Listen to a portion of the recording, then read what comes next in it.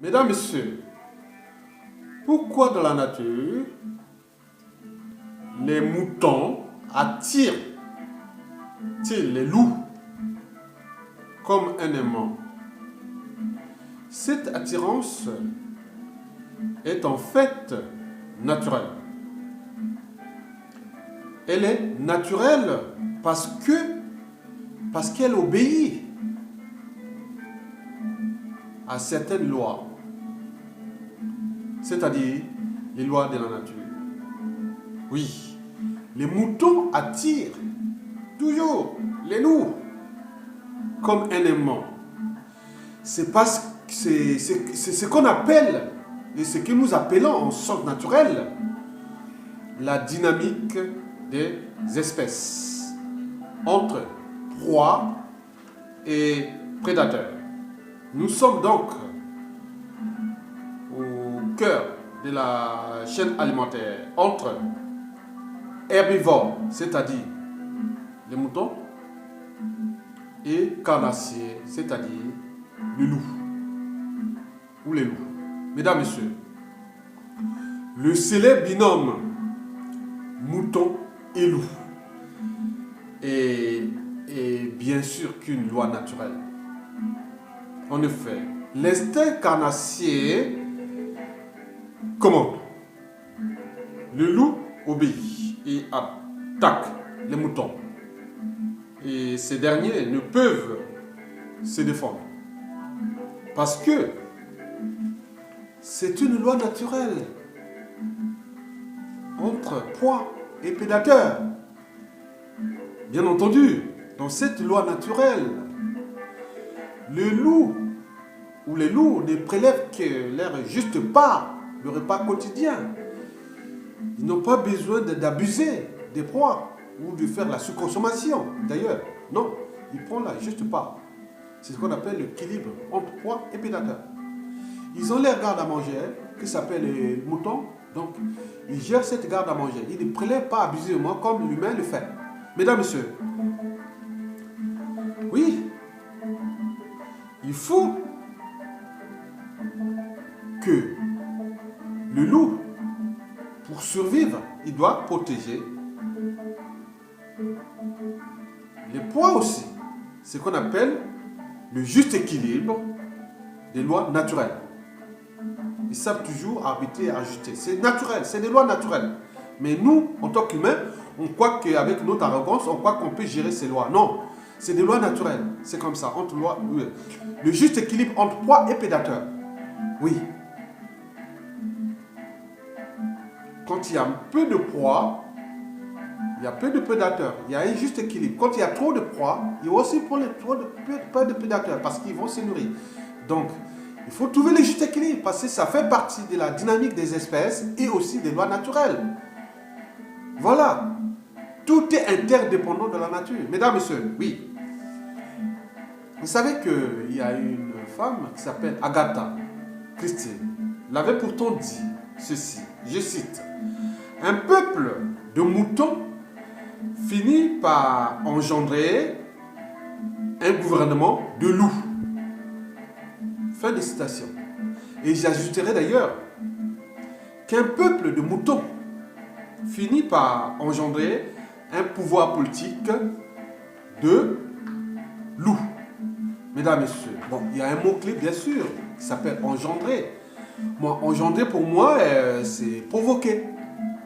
Bon, engendrer, ça peut être aussi mettre en place. Oui. Bon, si on reprend la pensée d'Agatha Christie, bon donc, un peuple, si j'essaie un peu d'interpréter cette pensée par rapport à mot, engendrer ou provoquer ou mettre en place, je dirais, un peuple de moutons finit par mettre en place un gouvernement de loups. Et j'ajouterais, un peuple de moutons finit par mettre en place un pouvoir politique de loups. Mesdames, Messieurs, s'il ne s'agissait pas, ou s'il ne s'agit pas ici d'obéir, ou de penser, ou de voir même Je dirais, qu'est-ce que je peux dire à ce niveau-là? Je dis non, s'il ne s'agit pas ici d'une loi naturelle, entre ceux qui attaquent comme les prédateurs et ceux qui subissent comme les proies. Est-ce que c'est cette loi-là que nous voulons? Entre ceux qui attaquent et ceux qui subissent. Ceux qui attaquent, c'est les prédateurs. Et ceux qui subissent, c'est les proies. Mesdames, Messieurs, s'il ne s'agit pas ici d'une loi naturelle, bon, comme si le peuple serait traité comme des proies et ceux qui gouvernent ou dirigent seraient à juste titre ou à juste honneur ou déshonneur d'ailleurs, traités comme des prédateurs. Mesdames, Messieurs, oui, seraient traités comme des prédateurs et le peuple comme des proies. Mesdames, Messieurs, dans la société et la civilisation, oui, le pouvoir, quel qu'il soit, politique, économique, social et culturel, n'est pas une loi naturelle. Sinon, ça se saurait. Ce n'est pas la même loi naturelle que les animaux appliquent. Non, ce n'est pas la même loi. Nous ne sommes pas... Le pouvoir politique, économique, social, culturel n'est pas une loi naturelle. Et pourquoi? Mesdames, Messieurs, je dirais bien au contraire, parce qu'il est accidentel. Ces pouvoirs sont accidentels. Ce n'est pas des lois naturelles. Ce n'est pas un loup ou une meute de loup où il y a un dominateur qui est là, qui fait, et les autres obéissent, sont obligés, parce que c'est des lois naturelles. Pour eux, c'est naturel. Il y a toujours la part du lion. Il y a toujours le chef de meute, ou que ce soit les licaons, les lions, toutes ces espèces. Il y a toujours un dominateur. Une femelle dominatrice et un mâle dominateur. Voilà, c'est une loi naturelle. Mais nous, ce n'est pas une loi naturelle. Le pouvoir dans la société et la civilisation, dans l'humanité, n'est pas une loi naturelle, mesdames, messieurs. Oui, il est accidentel. Et pourquoi?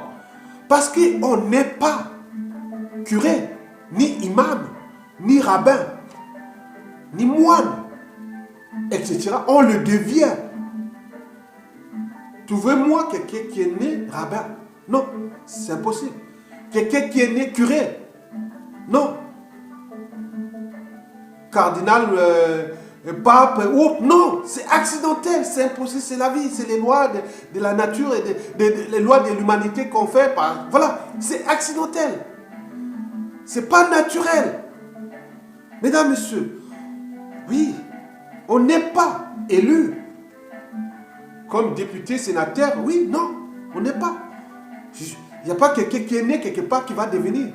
Non, sinon ça se saurait depuis la naissance. Ah tiens, je viens de mettre en place un président de la République. Voilà, on n'est pas ni élu, ni membre d'un gouvernement, ou ni président de la République, ou point. Non, c'est accidentel.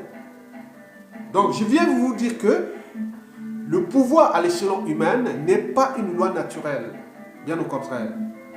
Oui, le pouvoir à l'échelon naturel ne rentre pas dans le cadre déterministe naturel. Et pourquoi? Parce que l'humain s'est affranchi du déterminé naturel depuis presque plus de 100 000 ans.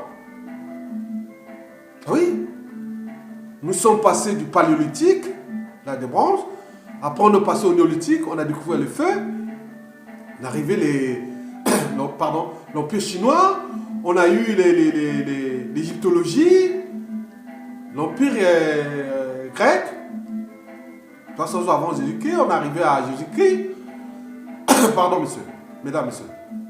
On est arrivé au Empire romain. L'arrivée de l'islam, l'Antiquité, le Moyen-Âge, la Renaissance, le siècle de lumière, le 19e, 20e, aujourd'hui au 21e siècle. Oui. Nous ne sommes pas dans les déterminismes naturels. Nous nous avons des lois de l'humanité qu'on a fabriquées. On a des institutions, des constitutions, des règles.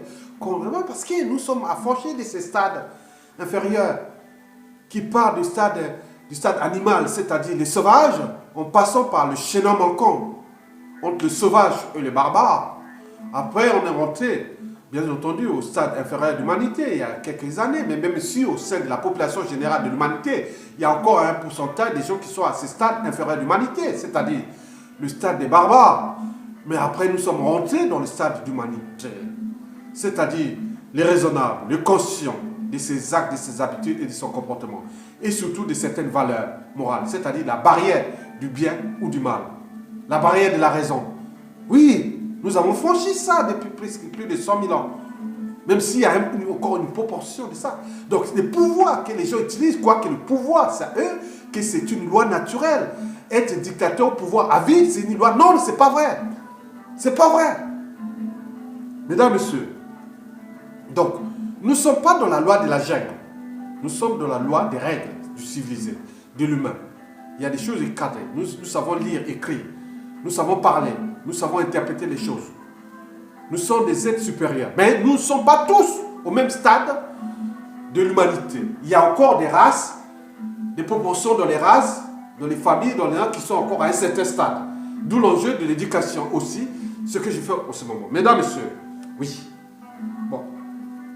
Est-ce qu'un peuple qui se laisse faire est-il un peuple qui va rester toujours dans la servitude? Oui, bien entendu, oui. D'où en partant de ça, je peux inverser les rôles. Est-ce qu'un peuple de loups finit-il par engendrer ou mettre en place un gouvernement de moutons, par exemple? Oui, bien entendu. Par exemple, ici en Occident, il y a les peuples blancs, c'est ancré dans l'ADN, il y a des choses qu'on ne tolère pas, c'est dans leur sang. On apprend depuis les générations, du sang même de la liberté. Ne pas se laisser faire par un individu. De quel droit un individu élu président au Topolokama ou pas autre peut avoir tous les droits de faire ça? Ici, on agit. Il y a des présidents qui ont été butés ici, en Occident. Il y a des ambassadeurs qui ont été tirés sur le dos. On a eu tout ici. Mais pourquoi, de quel droit en Afrique, nous sommes en train de laisser un individu faire sa vie et détruire un seul individu et des millions de gens? Et ce que nous soyons là. Donc nous sommes un peuple de moutons. Ici en Occident, c'est un peuple de loups. Oui, pourquoi? Parce qu'ils ont des processus de pouvoir autogérer, d'en bas vers le haut. Donc si on rentre dans ces sondes-là, c'est une décision personnelle. Je suis raisonnable, ça commence à bien faire. On s'indigne ici. À un moment donné, après l'indignation, on dit non, on passe à l'action. On met toutes les... Il y a plein de stratégies. En Afrique, par exemple, tous ces présidents ne sont pas, ils sont pas en Occident ailleurs, ils sont en Afrique. Ils rencontrent des humains. Ils rencontrent des humains. Dès que quelqu'un rencontre un humain, tout est possible. Et surtout quand l'intérêt général, le destin de tout un peuple, voilà, est en jeu par un individu. Vous ne pouvez pas laisser faire. Donc vous êtes un peuple de moutons. Ne venez pas vous plaindre de trouver des boucs émissaires. Non. Ici, en Occident, on agit. C'est passé, c'est ancré dans leur ADN. Et c'est transmis de génération en génération. Les choses même de la dignité. Les choses de la liberté. Les choses du courage d'oser dire non. Pas seulement d'oser dire non. On prend aussi le courage d'agir par tous les moyens. Passer un de perdu, une vie gagnée. Ces gars-là, c'est mauvais. Qui sont à l'échelle africaine. Ces dictateurs. C'est mauvais, ces ivrognes, ces imbéciles, ces idiots qui ne comprennent même pas le sens des droits humains, des libertés fondamentales, de la condition humaine et surtout aussi de leurs semblables parce qu'ils butent, ils tuent les Noirs là-bas et nous sommes là en train de les accompagner. Ils captent un à un, ils prennent tel opposant. Vous râlez, ils vont prendre un, ils la ramènent et vous râlez et lui il va prendre là puisqu'on n'agit pas. Mais lui, c'est un terrain de jeu. C'est un terrain de jeu. Tel opposant a été torturé. Ah oui, d'accord. Bon, mais je se plains, mais on va voir la communauté internationale, on va faire... Bon, après, il va prendre un autre. Puisque ça devient un terrain de jeu, il va continuer. Mais quand il y a des gens qui vont dire, ah tiens, ah bon, tu fais ça? À mon heure, on rentre en 4 minutes, personne ne fait.